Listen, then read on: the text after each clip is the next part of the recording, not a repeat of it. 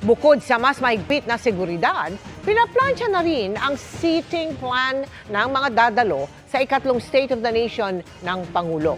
Unang sona ito ng administrasyon na wala na sa gabinete ang Vice-Presidente. Nakatutok si Tina Panganiban Perez.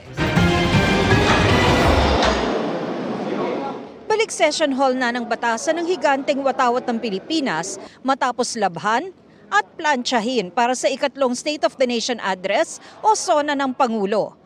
Ang dating mga dilaw na upuan sa VIP Gallery, iba na ang kulay at mas kumonte. I think we lost like 40 seats dito sa renovation dito. So some of the VIPs will have to sit there sa gilid ng first gallery. 2,000 lang ang seating capacity ng session hall.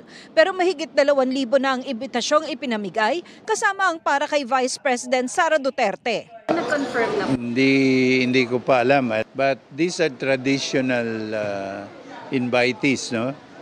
All the heads of the constitutional commissions, all cabinet officials, including the Vice President, no?